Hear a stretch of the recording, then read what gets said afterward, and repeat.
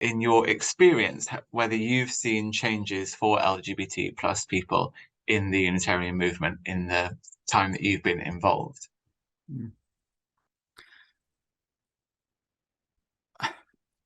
During the various, as chief officer and probably before, I was very conscious of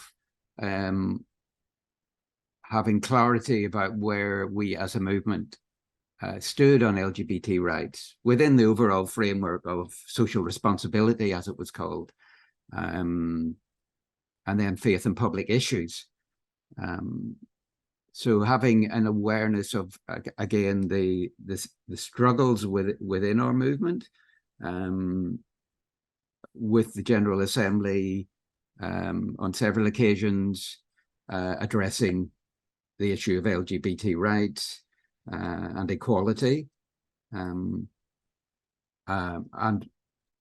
one can look back through those series of resolutions of gradual acceptance, both opening ministry to people regardless of their background or identity, expressing our abhorrence of discrimination against individuals on the basis of their sexual orientation, which obviously drew upon long-standing Unitarian free Christian views on, on equality, and then an acceptance of an equal age of consent following on in 1984, the repeal, then wanting the repeal of Clause 28 of the Local Government Act, and then, a calling for the equal acceptance of gay people in all walks of life, which, that was a very, that stream of resolutions over time was very radical if you compare that to the mainstream Christian denominations and other faith groups. So if one looks back now again at those struggles, it was not, those resolutions were not passed without a lot of detailed argument, having to convince the movement that that LGBT rights are totally within the mainstream Unitarian views over the years and entirely in line with those.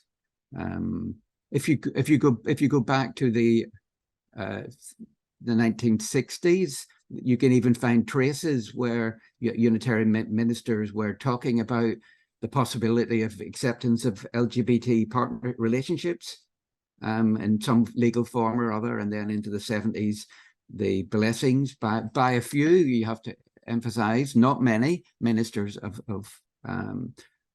gay relationships. So we have to remember the pioneers like Keith Gilley and others, and pioneers like Dudley Cave within Golders Green. So we have to remember those. But and I think if you compare that to the situation today, where right across our movement, LGBT people are accepted in the main, it doesn't mean in every congregation. Same-sex marriage isn't available in every congregation for a whole range of reasons. Some congregations take part in pride marches in their local town or city.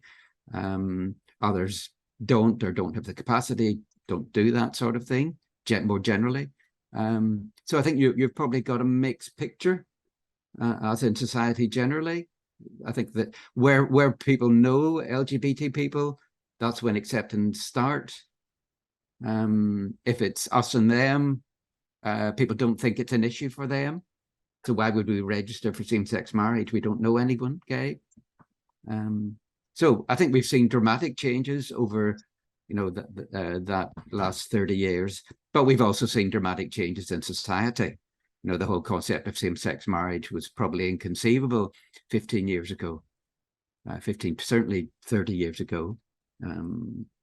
So, and when you have mainstream Christian churches now coming on board and having, opening up to same-sex marriage. That's a big step forward. When you have the Methodist Church, for example, 1 million members, that's a substantial denomination. But we led the way in many ways with our friends in liberal Judaism and the Quakers, and others have followed.